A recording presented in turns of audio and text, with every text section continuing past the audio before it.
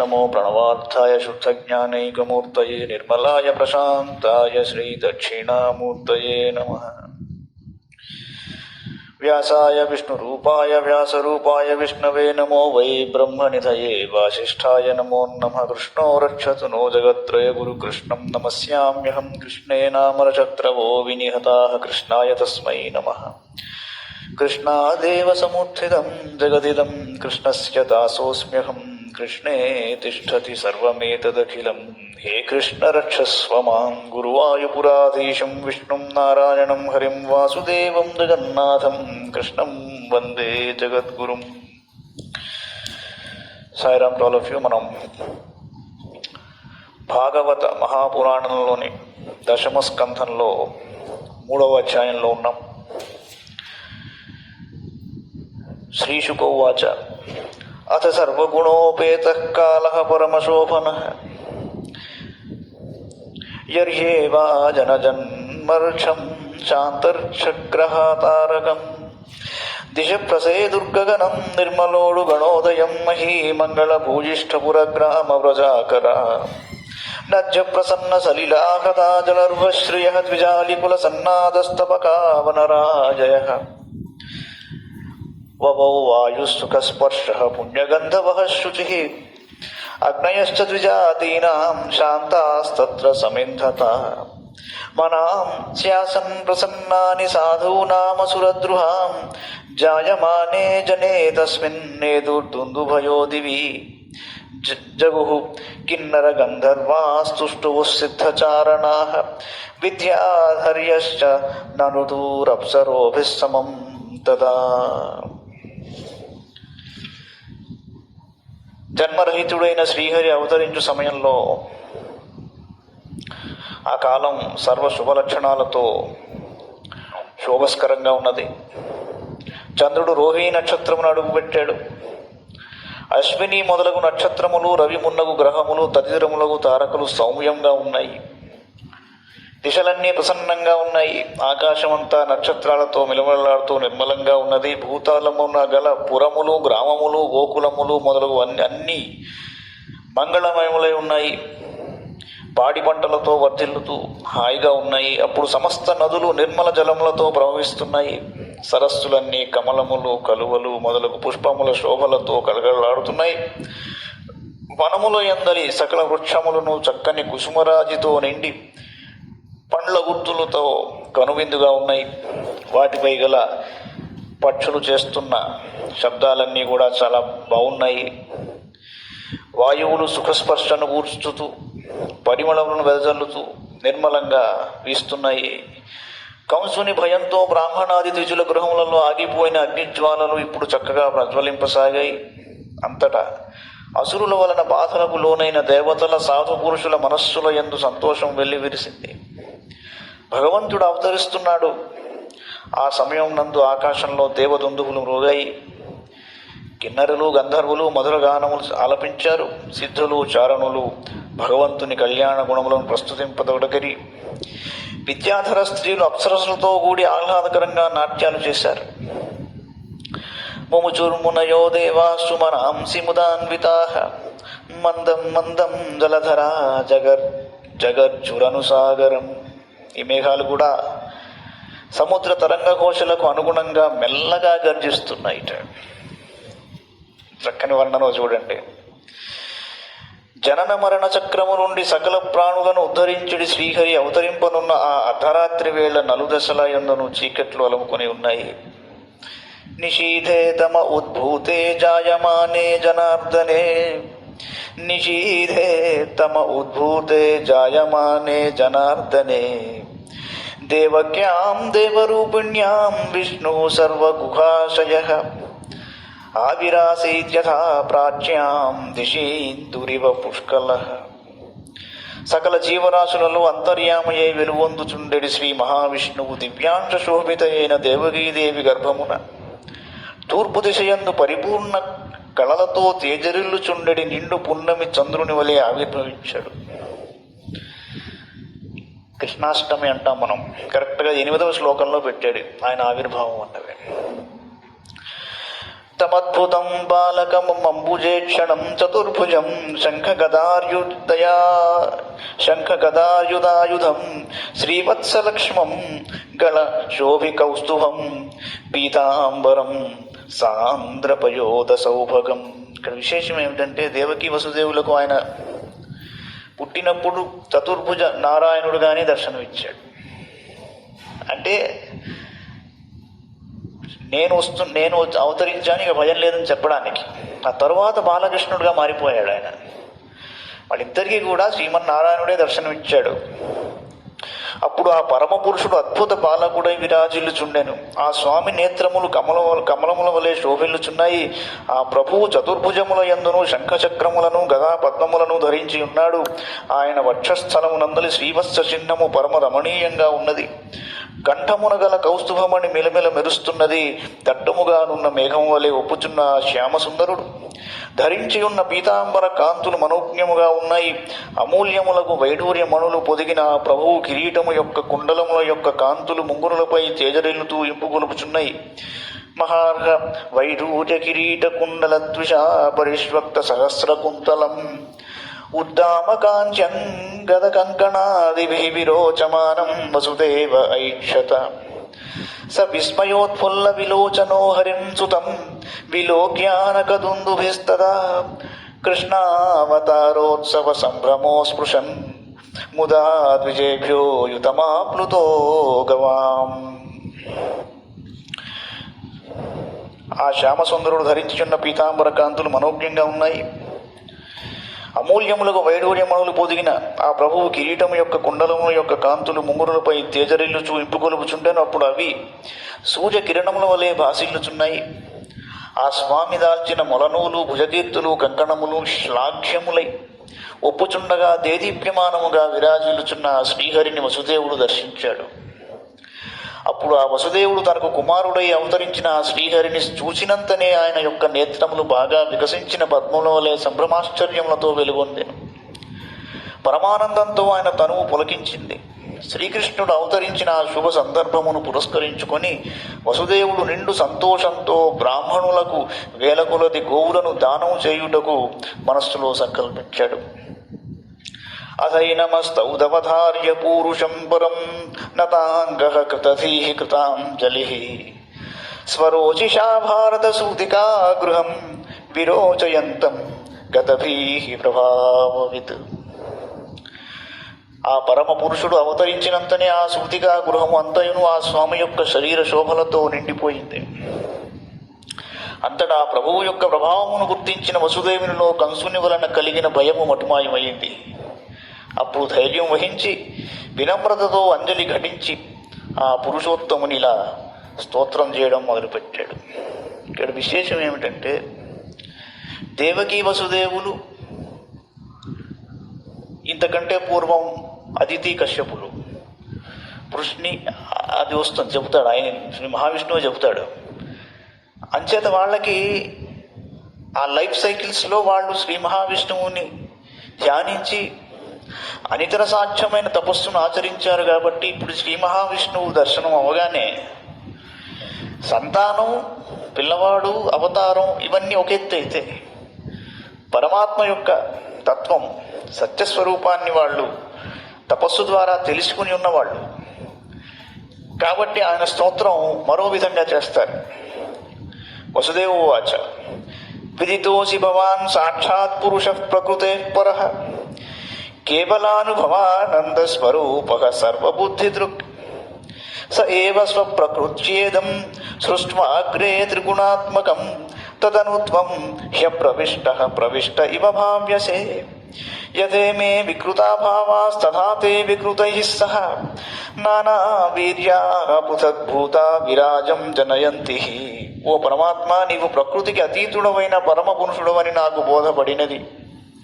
నీవు ఆనందస్వరూపుడవు, కేవలం అనుభోయిక వేద్యుడవు, సకల బుద్ధులకు సాక్షీభూతుడవు. అట్టి మహానుభావుడు అయిన నీవు నీ యోగమాయ చేత ముందుగా త్రిగుణాత్మకమైన ఈ జగత్తును సృష్టించావు. నీవు దాని యందు ప్రవేశించి ఉన్నట్లుగా భాసిల్లుచుందువు గాని యథార్థముగా దానికి అతీతుడవై ఉంటావు. అనగా నీవు ఈ జగత్తునందు ప్రవేశించినట్లున్నను దాని గుణములు నీవు ఏమాత్రము అంటవు. ఓ శ్రీహరి, నీచే సృజింపబడిన ఈ ప్రపంచమున నీవు ప్రవేశింపకయుండుట ఎట్లనగా, మహత్తత్వాది కారణతత్వములు వేరువేరుగా ఉన్నంత వరకు వాటి శక్తులు కూడా వేరువేరుగానే ఉంటాయి. వాటి శక్తుల మధ్య పొంతన ఉండదు. కానీ మహదాది కారణతత్వములు ఇంద్రియాదులు 16 అనగా పంచతన్మాత్రలు, పంచ కర్మేంద్రియములు, పంచ జ్ఞానేంద్రియములు, ఒక మనస్సు వెరసి 16 వికారములతో పరబ్రహ్మ యొక్క ప్రేరణచే కలిసినప్పుడు ఈ బ్రహ్మాండము ఉత్పన్నము చేయబడును. కావున ఈ బ్రహ్మాండమునందు అంతటా నీవు ప్రవేశించి ఉన్నట్లుగా కనిపిస్తుంది. కానీ వాస్తవమునకు అన్నింట్లో నీవు ముందు నుండియే ఉన్నావు. స్విచ్ వేస్తే ఫ్యాన్ తిరుగుతోంది, లైట్ వెలిగింది. వేయకపోతే వెలగట్లేదు, కానీ అందులో కరెంట్ లేదా? సో ప్రీ ఎగ్జిస్టింగ్, ప్రైమార్డియల్, మూల ప్రకృతి, ఆ కథంతా వస్తుంది.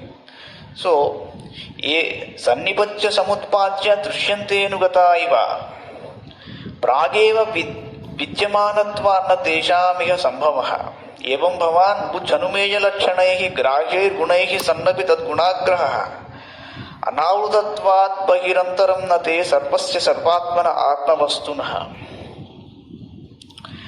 య ఆత్మనో దృశ్యగుణేషు సన్నిధి వ్యవస్యతే స్వవ్యతిరేకతో బుధః వినానువాదం న చ తన్మనీషిదం సమ్యక్ శక్తముపాదదత్ పుమాన్ త్వత్తోస్య జన్మస్థితి సంయమాన్ విభో వదంత్య నీహాత గుణాదవిక్రియాత్ త్వయీశ్వరే బ్రహ్మణినో విరుధ్యతే తుదాశ్రయత్వాదుపచర్యతే గుణైః సత్వం త్రిలోకస్థితయే స్వమాయయా బిభర్షి శుక్లం ఖలు వర్ణమాత్మనః సర్గాయ రక్తం రజసోపబృంహితం కృష్ణం చ వర్ణం తమసా జనాత్యయే. బుద్ధి ద్వారా కేవలం గుణముల లక్షణములను మాత్రమే ఊహించుట సంభవం. ఇంద్రియముల ద్వారా గుణమయములైన విషయములను మాత్రమే గ్రహించుట వీలవుతుంది. నీవు వాటిలో ఉన్నను ఆ గుణములను గ్రహించినంత మాత్రమున నిన్ను ఎరుగుంటకు సాధ్యం కాదు. ఎంచేత అంటే నీవు సర్వవ్యాపివి, సర్వాంతర్యామివి కాబట్టి. నీవు నిత్య సత్యమైన పరమాత్మవు. నిన్ను ఏ గుణములను కప్పివేయజాలవు. కనుక సర్వపూర్ణుడవైన నీకు పుట్టుక, ఉనికి, మృత్యువు అనేవి లేవు. ఈ గుణములు తనకంటేనూ వేరనియు అవి నిత్య సత్యములు అనియు భావించువాడు నిజంగా మూర్ఖుడు. తర్కించి చూచినప్పుడు ఈ దేహము, గేహము మొదలగునవి వాగ్విలాసములే గాని వేరుగావు. తర్కమునకు నిలువజాలని వస్తువులను నిత్య సత్యములని భావించువాడు బుద్ధిమంతుడు కాడు, అనగా జ్ఞానహీనుడు.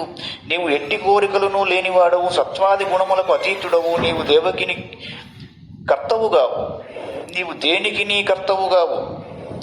అయినను నీ వలననే ఈ జగత్తు యొక్క సృష్టి, స్థితి, లయములు జరుగుచుండునని పేర్కొంటారు. ఇట్లనగా పూర్వాపర విరుద్ధము గదా. కానీ బాగుగా ఆలోచించి చూస్తే ఇందు ఏమాత్రము వైరుధ్యం కనిపించదు.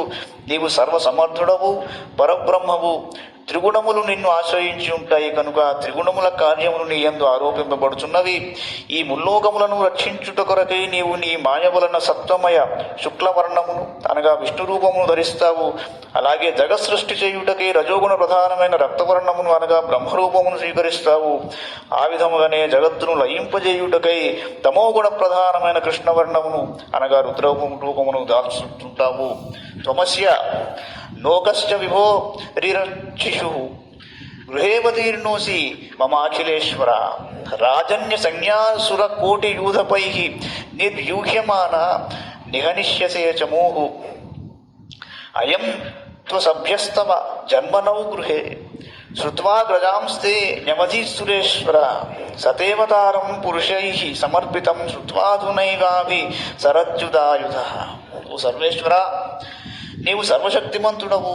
ఈ భూమండలమును రక్షించుటకు సంకల్పించిన వాడవై నా ధర్మపత్ని దేవకి యందు అవతరించావు. ప్రస్తుతము అసుర స్వభావము గల పెక్కుమంది రాజన్యులు కోట్ల కొలది సైన్యములతో కూడి విశృంఖలముగా ప్రవర్తిస్తున్నారు. నీవు వారిని అందరినీ సంహరించదవు. ఓ దేవాదిదేవా, ఈ కంసుడు మిగుల దుష్టుడు. నీవు మా ఇంట అవతరించదవని విని భయముతో నీ అగ్రజులను అందరినీ వధించాడు. ఇప్పుడు నీవు అవతరించిన విషయమును దూతల ద్వారా విన్నంతనే అతడు ఆయుధములను చేబూని పరిగెత్తుకుని ఇక్కడికి వస్తాడు అన్నాడు. బాలు పూర్ణేందు రుచిజాలు భక్తలోక పాలు సుగుణాల వాలు కృపా విషాలు చూచి తిలకించి పులకించి చోద్యమంది యుప్పి జలరేగి వసుదేవుడు ఉత్సహించే అంటాడు పోతన.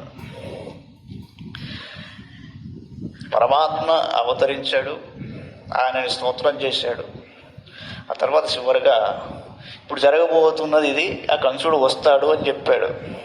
శ్రీశుకోవాచ అథైనమాత్మజం వీక్ష్య మహాపురుషలక్షణం దేవకీ తముపాధావత్ కంసాద్భీత శుచిస్మిత. దేవకీదేవి శంఖచక్ర గదా పద్మములు మొదలగు అసాధారణ లక్షణములతో విరాజిల్లుతున్న తన కుమారుని చూసి అతడు శ్రీమన్నారాయణుడే అని గ్రహించింది ఆవిడ. ఇంతవరకును ఆ దేవి కంసుని వలన ఎట్టి ముప్పు వాటిల్లుతుందో అని భయపడుతున్నాను. స్వచ్ఛమైన మందహాసముతో ఆ శ్రీహరిని ఇలా స్తుతింపసాగింది. దేవక్యువాచ రూపం యత్తత్ ప్రాహురవ్యక్తమాద్యం బ్రహ్మజ్యోతిర్నిర్గుణం నిర్వికారం సత్తామాత్రం నిర్విశేషం నిరీహం సత్వం సాక్షాత్ విష్ణురధ్యాత్మదీపః నష్టే లోకే ద్విపరార్ధావసానే మహాభూతేష్వాదిభూతం గతేషు వ్యక్తే వ్యక్తం కాలవేగేన యాతే భవానేక శిష్యతే శేష సంవ్యః. నీ రూపము ఇట్టిది అని వర్ణించలేము. సృష్టికి ముందే ఉన్నది, సత్వాది త్రిగుణముల లేనిది, వికారరహితమైనది, సర్వకాలముల యందు వృద్ధి క్షయాది వికారములు లేనివి, శబ్దస్పర్శాది పంచతన్మాత్రల ఊసులు లేనిది, పుణ్యపాప క్రియలు లేనిది, యవాన్మానస గోచరమైనది. అట్టి రూపము గల నీవు సకల ప్రాణుల యందును జ్యోతిస్వరూపుడవై వెలుగొందు శ్రీ మహావిష్ణుడవై అని వేదాలు చెబుతున్నాయి. చతుర్ముఖ బ్రహ్మ యొక్క ద్వితీయ పరార్థమునకు అంత్యమున జగములన్నీయును అంతరిస్తాయి. పంచమహాభూతములు తమకు కారణమగు మహత్తత్వము మొదలగు ఈ దృశ్య జగత్తు అంతయును మూల ప్రకృతి యందు లీనమవుతాయి. అప్పుడు అద్వితీయుడవగు నీవు ఒక్కడవే మిగిలి ఉంటావు. అట్టి నీవు శేషుడు అని పేరుతో విరాజిల్లుతుంటావు. నీ వలననే ప్రకృతి విశ్వమును ప్రవర్తిల్లజేయుచున్నది. కాలము నీ లీలామాత్ర విశేషము. నిమేషము మొదలుకొని సంవత్సరము వరకు అనేక విభాగములతో ఒప్పుచుండడి ఈ కాలము అనంతమైనది. యోయం కాలస్తశ్చతే వ్యక్తబంధో జ్యేష్ఠామాహుశ్చేష్టతే ఏన విశ్వం నిమేషాదిర్వత్సరాంతో మహీయాన్ త్వం ద్వేషానం క్షేమధామ ప్రపద్యే. మర్త్యో మృత్యువ్యాళభీతః పలాయన్ లోకాన్ సర్వాన్ నిర్భయం నాత్యగచ్చత్. త్వత్పాదాబ్జం ప్రాప్య దృక్షయాజ్య స్వస్థశ్చేతే మృత్యురస్మాదపైతి. సత్వం ఘోరాదుగ్రసేనాత్మజాన్నస్త్రాహి త్రస్తాన్ భృత్యమిత్రాసహాసి. రూపం చేదం పౌరుషం ధ్యానధిష్ణ్యం మా ప్రత్యక్షం మాన్ సదృశాం కృషిష్ఠాః. జన్మతే మయ్యసౌ వాపో మా విద్యాన్ మధుసూదనాత్ సముద్విజే భవద్ధేతోః కంసాదహమధీరథీః. ఉపసంహర విశ్వాత్మన్ అదో రూపమలౌకికం శంకరచక్ర గదా పద్మశ్రియా దృష్టం చతుర్భుజం. విశ్వం యదేతత్ స్వతనౌ నిశాంతే యథావకాశం పురుషః పరో భవాన్. బిభర్తి సోయం మమ గర్భగోభూత్ అహో నృలోకస్య విడంబనం హితత్. ఈ కాలగమనమును అనుసరించియే విశ్వము చైతన్యవంతమవుతోంది. నీవు సర్వశక్తిమంతుడవు, సకల శుభములకును నెలవైన వాడవు. అట్టి నిన్ను శరణు చొచ్చుచున్నాను స్వామి. మానవుడు మృత్యువు అనేది సర్పమునకు భయపడి దాని నుండి తప్పించుకున్నటకై అనేక లోకములకు పరుగులు తీస్తూ ఉంటాడు. అయినప్పటికీ అతనికి నిర్భయస్థానం ఎక్కడా లభించదు. కానీ అదృష్టవశమున అతడు నీ పాత పద్మములను ఆశ్రయించి స్వస్థుడై ప్రశాంతంగా జీవిస్తాడు. పరమ రహస్యం అది. నేనేదో కర్మలను ఆచరిస్తే నాకేదో జరుగుతుంది, బ్రహ్మాండ లోకాలు పొందుతాను. ఏది పర్మనెంట్? ఆ లోకాలు ఏమన్నా పర్మనెంటా? అక్కడ ఉండే కాలం పర్మనెంటా? నాయన నీ అకౌంట్ ఇక్కడితో అయ్యింది, మళ్ళీ ఇంకో లోకానికి వెళ్ళాలి, తప్పదుగా. ఆ లోకం పొంది ఏంటి ఉపయోగం? లేదు. ఏది పర్మనెంట్ అయ్యా అంటే స్వామివారి పాదాలు, అక్కడ ఆశ్రయం, దాన్ని మించింది లేదని చెప్పాను. నీవు భక్తుల భయమును తొలగించి అభయమిచ్చువాడవు. దుష్టుడైన ఉగ్రసేనుని పుత్రుడకు కంసునకు భయపడి జీవించుచున్న మమ్ములను కాపాడుము. ఓ పరమ పురుష, దివ్యమైన నీ ఈ చతుర్భుజ రూపము మహాయోగులకు ధ్యానైక గమ్యము కనుక దేహాభిమానులకు వారికి చర్మ చక్షులకు ఇట్టి నీ భవ్య రూపమును ప్రకటింపవలదు. మధుసూదన, నీవు నా యందు జన్మించిన విషయము పాపాత్ముడైన ఈ కంసుడు ఎరంకురాదు. నీ కారణముగా కంసుని వలన ఇట్టి ప్రమాదము వాటిల్లునోయని నా మనస్సు మిగుల భయకంపితమవుతున్నది. ఓ విశ్వరూప, చతుర్భుజముల యందును శంఖ చక్ర గదా పద్మములతో విరాజిల్లడి నీ ఈ అలౌకిక రూపమును ఉపసంహరింపుము అని అడిగింది దేవకి. నిజమే, తిరుమల ఆనంద నిలయంలో అందరూ తోసేస్తూ ఉంటారు, లాగేస్తూ ఉంటారు, ఒక్క క్షణం కూడా నిలబడినీరు. అయ్యో ఇంకో 10 నిమిషాలు ఉంచితే బాగుండు అనిపిస్తూ ఉంటుంది. ఎవ్వరు ఉండరండి, అక్కడ పూజారులు కూడా ఉండరు. ఇప్పుడు ఒక్కళ్ళు ఆ బంగారు వాకిలి నుంచి ఒక్కళ్ళే లోపలికి వెళ్ళి స్వామివారి వరకు వెళ్ళిపోయి దర్శనం చేసి ఎంతసేపు అయినా అక్కడ ఉండి వచ్చేయండి అని చెప్తే ఎంతమంది వెళ్ళగలరు?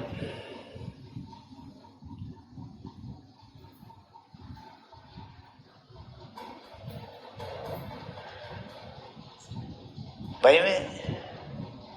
ఉన్నారు, వెళ్ళగలరు కొంతమంది.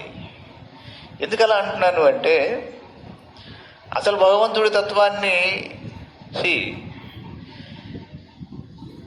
Almighty is not about the argument which is external. It is about internal transformation.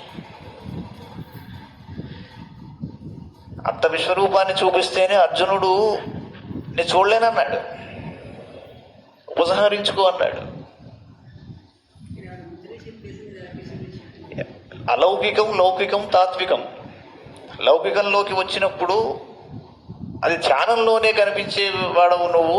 ఇలా లౌకికంలోకి వచ్చేసి చతుర్భుజ నారాయణుడుగా నిలబడితే మా వల్ల కాదు, ఉపసంహరించుకో అని చెప్తోందండి. It is about internal transformation. చిన్న చిన్న పిల్లలకి కృష్ణాష్టమి రోజున కృష్ణుడి కొద్దిగా మేకప్ వేసి అలా మురళి చేతికిచ్చి అలా పంపిస్తూ ఉంటారు. నిజంగా బాలకృష్ణుడు మీ ఇంట్లో పుట్టాడే అనుకోండి,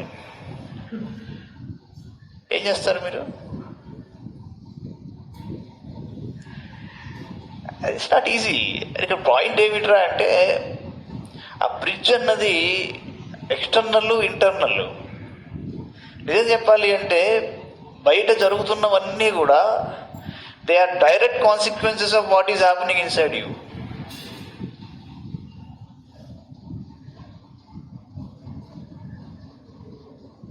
కెన్ యూ బిలీవ్ ఇట్?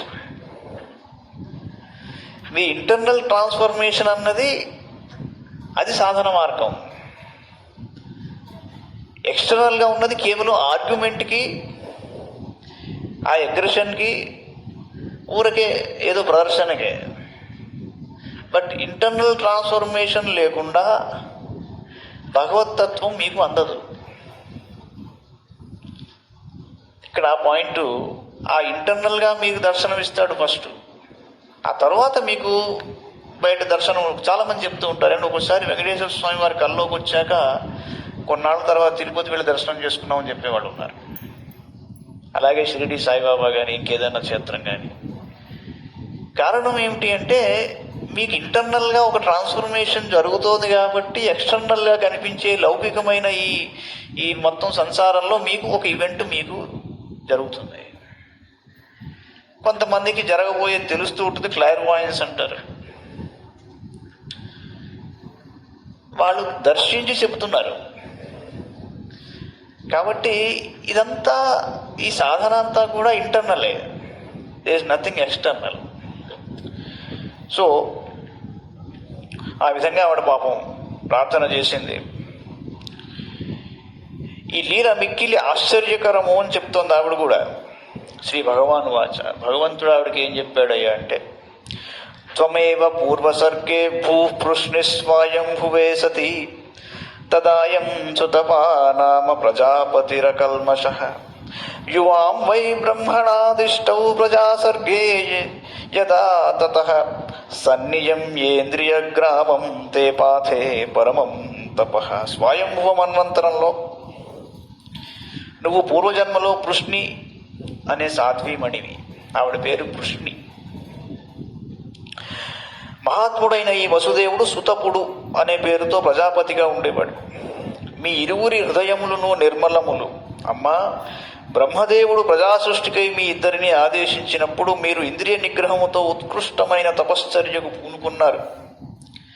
వర్షవాతాతపహిమ కర్మకాల గుణానను సహమానౌ శ్వాసరోధ వినేర్ధూత మనోమలౌ శీర్ణపర్ణానిలాహారా ఉపశాంతేన చేతసా మత్తః కామానభీప్సంతౌ మదారాధనమీహతు. ఏవం వాం తప్యతోస్తీవ్రం తపః పరమదుష్కరం దివ్యవర్షసహస్రాణి ద్వాదశేయుర్మదాత్మనో.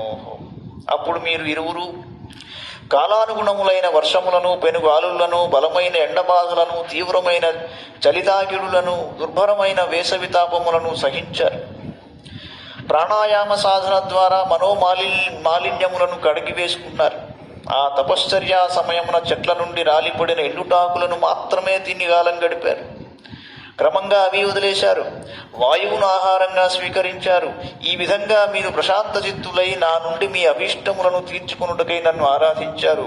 పవిత్రాత్ములారా, ఈ విధంగా మీరు నాయందే చిత్తములను నిలిపి 12,000 దివ్య సంవత్సరముల పాటు తీవ్రమైన రీతిలో మిగుల దుష్కరమైన తపస్సును ఆచరించారు. ఎవరు? వృష్ణి సుతపుడు.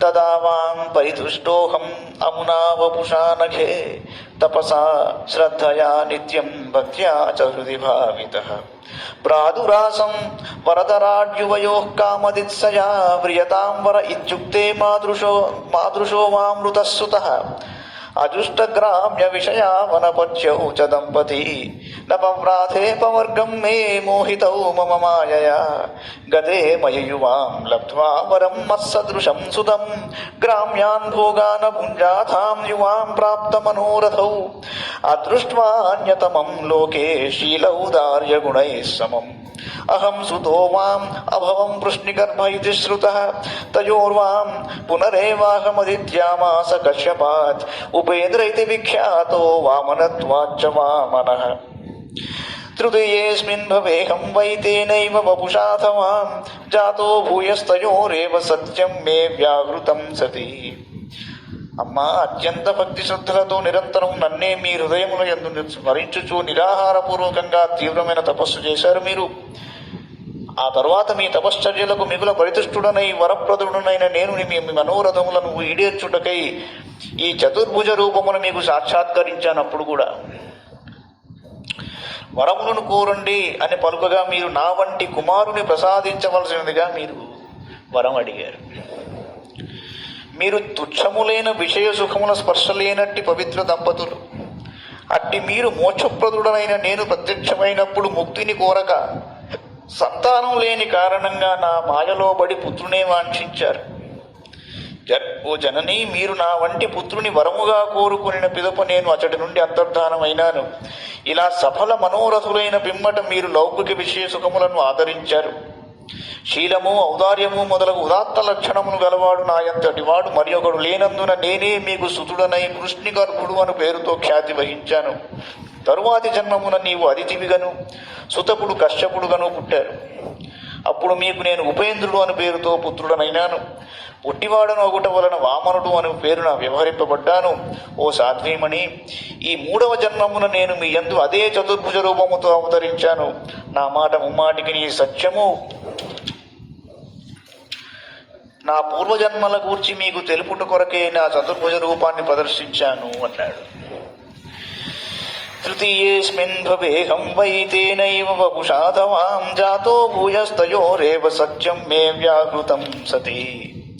ఏతద్వాం దర్శితం రూపం ప్రాగ్జన్మస్మరణాయ మే నాన్యథా మద్భవం జ్ఞానం మర్చలింగేన జాయతే. యువాం మాం పుత్రభావేన బ్రహ్మభావేన చాసకృత్ చింతయంతౌ కృతస్నేహౌ యాస్యేథే మద్గతిం పరాం. నా అవతార వైశిష్ట్యమును మీరు లేకపోతే గుర్తించలేరు కదా. అచ్చేత చతుర్భుజుడుగా మీకు దర్శనం ఇచ్చాను. మీరు ఎల్లప్పుడూ నన్ను పుత్రభావంతోడనే వాత్సల్యపూర్వకంగా ఆదరించుచున్నను. అప్పుడప్పుడు నన్ను పరబ్రహ్మముగా భావించినచో నా పరమగతిని పొందుతారు అని చెప్పాడు. రెండూ చేయండి అన్నాడు. పుత్రుడుగా మామూలుగా పిల్లవాడిగా చూసుకోండి. అప్పుడప్పుడు ఎప్పుడు అని చెప్పట్లా, అప్పుడప్పుడు నన్ను పరబ్రహ్మముగా కూడా భావించండి అన్నాడు శ్రీశుకవాచ. ఎందుకంటే ప్రతిరోజు పరబ్రహ్మగా భావిస్తే ఆ పిల్లవాడిగా చూడలేరు. అది మర్చిపోయి నిరంతరం ఇలాగే పెట్టుకుంటే ఆ తత్వం రాదు, ఇటు వెళ్ళిపోతుంది. మళ్ళీ మామూలుగా అన్నీ చేసుకుంటూ మళ్ళీ బీటెక్, ఎంటెక్లు, ఎంఎస్లు, అమెరికాలు, మళ్ళీ ఆ కోడలు, కొడుకులు మొదలు అటు వెళితే ఇది లేదు ఇంకా. అంచేత పుత్రుడుగా భావిస్తూనే అప్పుడప్పుడు నన్ను పరబ్రహ్మ తత్వంగా కూడా ధ్యానించండి అన్నాడు శ్రీశుకవాచ. ఇత్యుక్త్వాసీద్ధరిస్తూష్ణీం భగవాన్ ఆత్మమాయయా పిత్రోః సంపశ్యతోః సద్యో బహూవ ప్రాకృత శిశుః తతశ్చ శౌరిర్భగవత్ప్రచోదితః సుతం సమాదాయ స సూతికాగృహాత్ యదా బహిర్గन्तुमियेष తర్హ్యజాయా యోగమాయా జనినందజాయయా తయా హృతప్రత్యయः సర్వవృత్తిషు ద్వాస్థేషు పౌరేష్వపి శాయితేష్వథ ద్వారస్తు సర్వాః పిహితా దురత్యయాః బృహద్కపాటాయ కీలశృంఖలైః తాః కృష్ణవాహే వసుదేవ ఆగతే స్వయం జవర్యంత యథా తమోరవేః వవర్ష పర్జన్య ఉపాంశుగర్జితః శేషోన్వగాద్వారి నివారయన్ ఫణైః. సర్వేశ్వరుడైన శ్రీహరి ఈ విధంగా దేవకీదేవితో పలికిన తరువాత ఆ తల్లిదండ్రులు చూస్తుండగానే తన మాయా ప్రభావం నా స్వామి సామాన్య శిశు రూపాన్ని దాల్చాడు.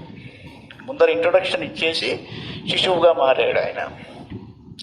తరువాత వసుదేవుడు భగవంతుని ప్రేరణ మేరకు ఆ శిశువును తీసుకుని ప్రసూతి గృహం నుండి బయటకు వెళ్ళుటకు సంకల్పించాడు. అదే సమయమున భగవంతుని వలె జన్మరహిత అయిన యోగమాయ నందుని భార్య అయిన యశోదాదేవికి బాలికగా జన్మించింది. ఆ సమయమున అవేద్యములైన చెరసాల ద్వారములన్నీయును బలమైన ఇనుప గడియలతోడను గొలుసులతోడను బంధింపబడి ఉండెను. కాని యోగమాయా ప్రభావమున సమస్త ద్వారపాలకులను పౌరులను గాఢ నిద్రలో మునిగి అచేతనులై ఉన్నారు.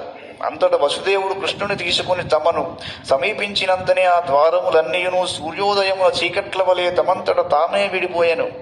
అప్పుడు మేఘములు తిన్నగా గర్జిస్తూ వర్షించడం మొదలుపెట్టాయి. ఆదిశేషుడు వర్షధారలు ఆ శిశువుపై పడకుండా తన పడగలను ఛత్రం వలె అడ్డుపెట్టి వసుదేవుని అనుసరించెను.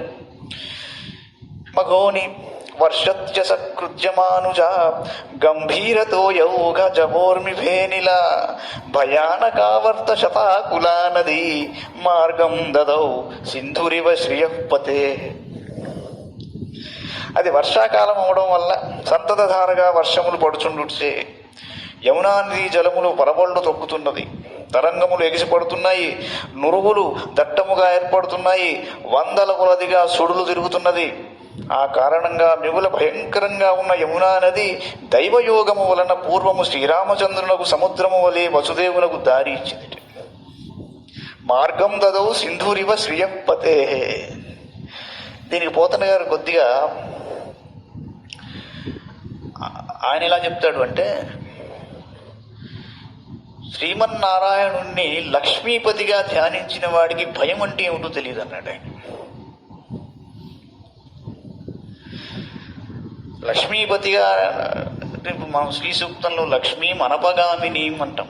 అనపగామిని ఎప్పుడైనా భయం వేసినా ఏదైనా ఇప్పుడు వెళ్తే భయం నెక్స్ట్ ఏమవుతుందో అన్న ఆందోళన ఆవేదన ఉంటే కనుక అనపగామిన్యే నమః అని ఆవిడని ధ్యానిస్తే చాలన్నారు. అందుకని మార్గం దదౌ సింధూరివ శ్రియపతే. ఈయన శ్రియపతి కాబట్టి మార్గం ఇచ్చేసిందిట. శ్రీరాముడికి సముద్రం ఎలా అయితే మార్గం ఇచ్చాడో. నందవ్రజం శౌరి రూపేత్య తత్ర తాన్ గోపాన్ ప్రసుప్తానుపలభ్య నిద్రయా సుతం యశోదాశయనే నిధాయ తత్సుతాముపాదాయ పునర్గృహానగాత్ దేవక్యాః శయనేన్యస్య వసుదేవోऽథ దారికాం ప్రతిముచ్య పదోర్లోహమాస్తే పూర్వవదావృతః యశోదానందపత్నీ చ దాతం పరమబుధ్యత న తల్లింగం పరిశ్రాంత నిద్రయాపగత స్మృతి. వసుదేవుడు నందగోకులమున చేరి గాఢ నిద్రలో మునిగి ఉన్న గోపాలులను క్రమంగా దాటి నందుడి గృహంలోకి వెళ్ళాడు. అనంతరం అతడు శిశువును యశోదాదేవి శయ్యపై ఉంచి అతడు గల ఆడు శిశువును తీసుకుని తిన్నగా మధురలోని చెరసాలకు వచ్చేశాడు. అంతటా వసుదేవుడు ఆ ఆడు శిశువును దేవకీదేవి శయ్యందు ఉంచాడు. అనంతరము అతడు తన కాళ్లకు ఇనుప సంఖ్యలను తగిలించుకొని మునుపటి వలె ఉన్నాడు. నందుని భార్యయకు యశోద తనకు సంతానం కలిగినట్లు తెలుసుకున్నది. కానీ మిక్కిలి అలసిపోయి ఉండడం వలన యోగమాయా ప్రభావమున అచేతన స్థితికి లోనగుట చేతను ఆమె తనకు కలిగినది మగబిడ్డ ఆడబిడ్డ అన్నది చూసుకోలేదు. ఇది శ్రీమద్భాగవతే మహాపురాణే పారమహంస్యాం సంహితాయాం దశమస్కంధే పూర్వార్ధే తృతీయోధ్యాయ. ఇది శ్రీమద్భాగవత మహాపురాణం నందరి దశమస్కంధములోని పూర్వార్ధమునందు 3వ అధ్యాయం. మంగళం భగవాన్ విష్ణు మంగళం గరుడధ్వజ మంగళం పుండరీకాక్షో మంగళాయతనో హరి. సర్వం శ్రీకృష్ణార్పణమస్తు.